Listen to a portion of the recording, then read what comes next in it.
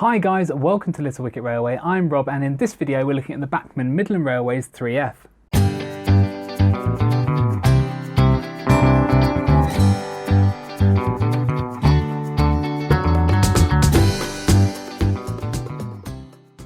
This is Bachmann reference 31-627B, and it was first released in 2015, but you can still find it in the 2020 Bachmann catalogue.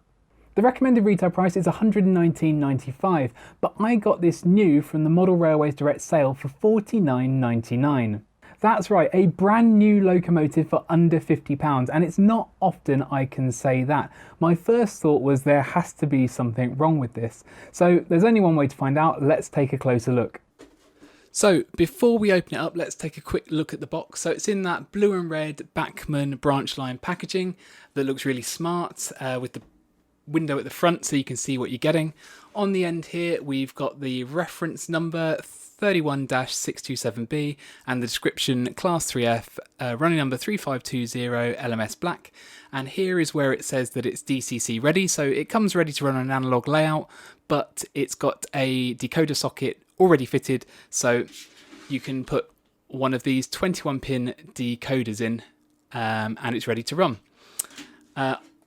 On the back we've got some history about the model, and there's actually quite a lot here, so I'm not going to read it out, but feel free to pause the video and take a look. But whilst we're on the subject of history, I did a bit of digging into 3520's past. It was originally built for the Midland Railways on the 31st of March 1897 by Nilsson & Co. And then I believe it was rebuilt by Fowler in 1916. The loco weighed 43 tonnes with 5-foot 3-inch driving wheels. It had two 18-inch by 26-inch cylinders and Stephenson slide valve gear. And it looks like this locomotive was allocated to various sheds through its lifetime. It was initially based at Stratford-upon-Avon. Records show that in October 1946 it was at the Bourneville shed, and it looks like it was still there in April 1953. But by October 1955 it appears that it may have moved to the Saltley shed, before finally ending up at the Bedford shed.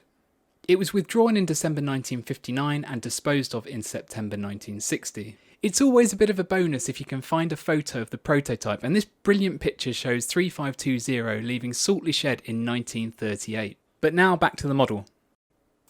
Right, let's open it up. So the sleeve just slides off, and I much prefer this to the flappy end boxes, and it's in the block of ice, so really well protected. And here it says, we've got a little warning that says the locomotive and tender are linked, please lift both together from the packaging tray. So that's good to know. We've got wires running between the two, presumably. Let's take that out. And we've got, before we look at the model, we've got some documents here. So what have we got? Some information about how the model goes together and where to fit the extra parts, and a bit of information on how to remove the body, running in, so it needs to be run for an hour in each direction to run the motor in. It'll go round curves of second radius or greater, but I think this will actually go round first radius curves as well. A bit on the decoder fitting, lubrication and replacement parts. And then here we've got the warranty, the Bachmann Club, and a bit of product maintenance and care. So put that to one side.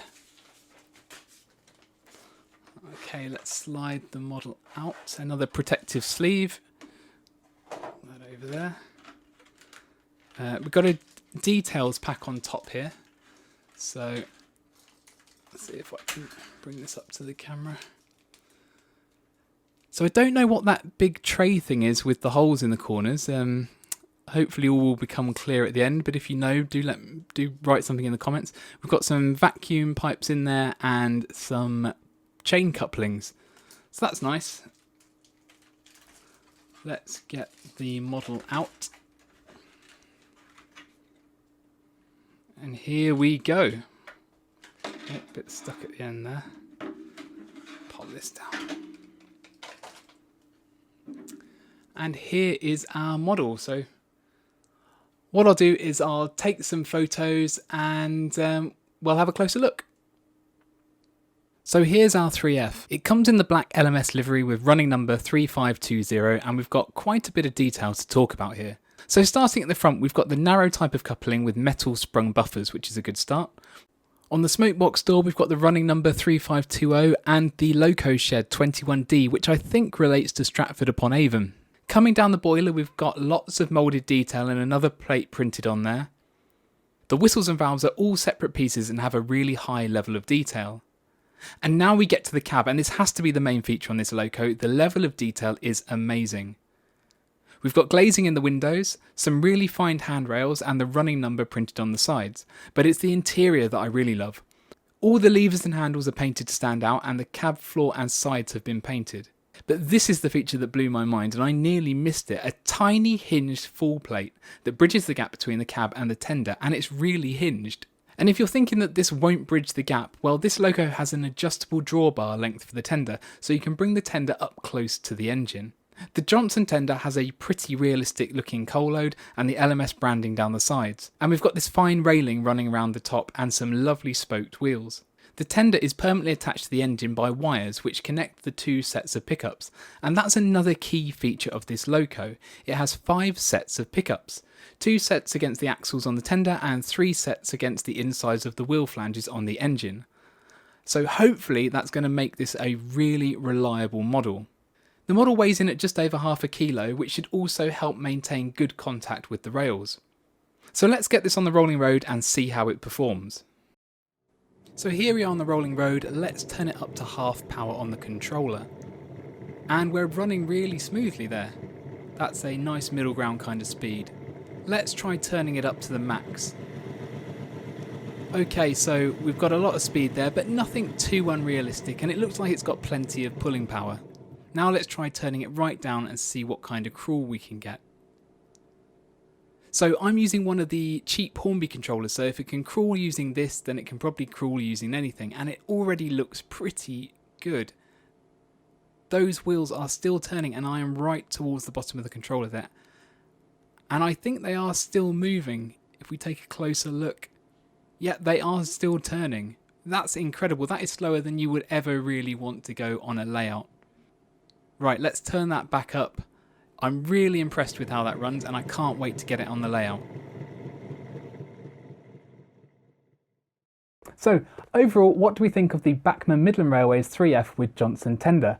Well, at first glance, it's a black LMS loco and nothing special, but when you look closer, you realise there is so much more to appreciate. Bachmann have made a model that could have been really quite dull into something pretty special, with a focus on detail and quality. The cab is beautiful, and I still can't get over the tiny hinged tender full plate. It would have been so easy for them to have not added pickups to the tender, and they could have got away with it. My Bachmann Web coal tank is an 060 and it runs just fine. But they've gone the extra mile, and it's another sign of quality, and what they've done is created a really reliable model. For the recommended retail price of $119.95, I wouldn't have looked twice, but for the sale price of $49.99, I took a chance, and I feel like I've stumbled across a real gem. Last I've checked, Model Railways Direct has sold out of this in their sale, but keep your eyes open. This is now a 5-year-old model, and I'm sure it will start to appear in all the major retailers' clearance sales at some point in the near future. If you've enjoyed this video, then please give me a like and a subscribe. Thank you for watching, and I will hopefully see you again soon.